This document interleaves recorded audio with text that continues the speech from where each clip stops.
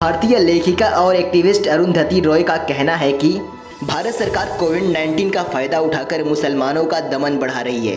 रॉय ने इन तरीकों की तुलना होलोकास्ट के दौरान नाजी जर्मनी में यहूदियों से हुए बर्ताव से की है।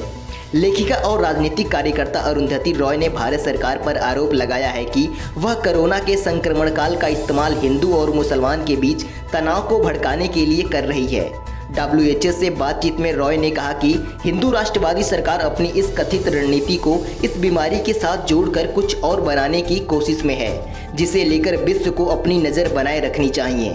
रॉय ने आगे बताया कि स्थिति जनसंहार की ओर बढ़ रही है। रॉय ने कहा, मुझे लगता है कि कोविड-19 के चलते भारत के बारे में ऐसी कई चीज़ें उजागर हो रही है जो हम पहले से जानते थे। भारत के बारे में उनका कहना है कि हम केवल कोविड ही नहीं बल्कि नफरत और भूख का संकट झेल रहे हैं।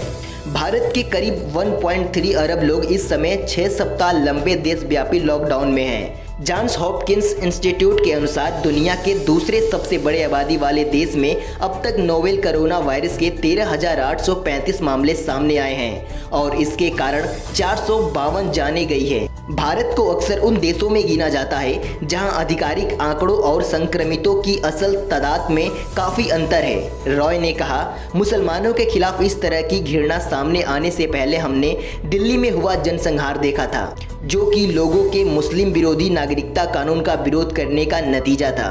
रॉय ने कहा, कोविड-19 की आड़ में सरकार युवा छात्रों को गिरफ्तार कर रही है। वकीलों, वरिष्ठ संपादकों, एक्टिविस्टों और बुद्धिजीवियों के खिलाफ केस दायर रही है। कुछ को तो हाल ही में जेल में डाला गया है। अरुंधति रॉय का मानना है कि सरकार वायरस का इस्तेमाल कुछ उस तरह से कर रही है जिससे होलोकास्ट के दौर में नाजियों के हथकंडों की याद ताज़ा हो जाती है। उन्होंने कहा, जिस RSS संगठन से खुद मोदी आते हैं, जो बीजेपी की मात्र संस्था है, उसका हमेशा से कहना रहा है कि भारत एक हिंदू राष्ट्र होना चाहिए। रॉय ने बताया कि उसके विचारक भारत के मुसलमानों को जर्मनी के यहूदियों जैसा मानते हैं और अगर आप देखें कि जिस तरह से वे कोविड का इस्तेमाल कर रहे हैं, जैसे टाइफस का इस्तेमाल यहूदियों के खिलाफ उन्हें अलग थलग करने और कलंकित करने के लिए हुआ था।